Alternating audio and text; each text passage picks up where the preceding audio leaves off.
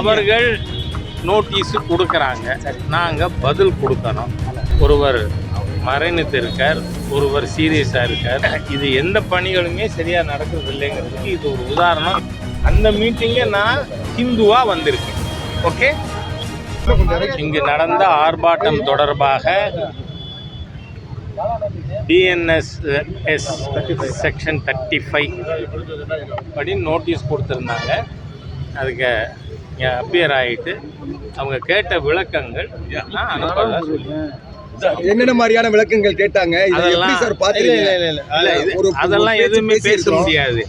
நான் என்ன சொல்றேன், நான் ஏற்கனவே பேசும்பொழுதும் சொல்லியிருக்கேன், இந்த அரசாங்கம் அதாவது அவர்கள் நோட்டீஸ் கொடுக்கறாங்க, நாங்க பதில் கொடுக்கணும். அதுக்கப்புறம் என்னன்னு பார்ப்போமே. நன்றி. ஒன்னே ஒன்று, நேற்றுக்கு இந்த பஸ் ஸ்டாண்டில் ஆர்ச்சு இதுங்கிறதுல மாற்றும் பொழுது ஒருவர் மறைந்துட்டு இருக்கார், ஒருவர் சீரியஸாக இருக்கார்.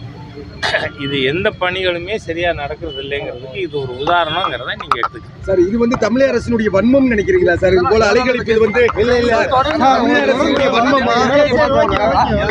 எப்படி சார் பாக்குறீங்க? வழக்கறிஞர்கள் பார்ப்பாங்க, நான் என்ன பாக்குறது? உங்களுக்கு இந்த மாதிரியான வழக்கு எத்தனை வழக்கு சார் நிலுவையில் இருக்கு? இது இந்த மாதிரியான வழக்கு நிலுவையில் ஒண்ணுமே இல்லை. இந்த வழக்கு காரணம் என்ன சார்? எழுச்சி பார்த்து அந்த மாதிரி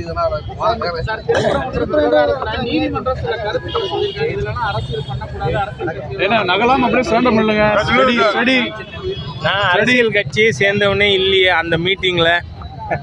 அந்த மீட்டிங்க நான் ஹிந்துவா வந்திருக்கேன். ஓகே, இது போன்ற செய்திகளை மேலும் தெரிந்து கொள்ள எங்களது யூடியூப், ஃபேஸ்புக் மற்றும் ட்விட்டர் ஆப்களை சப்ஸ்கிரைப் செய்யவும்.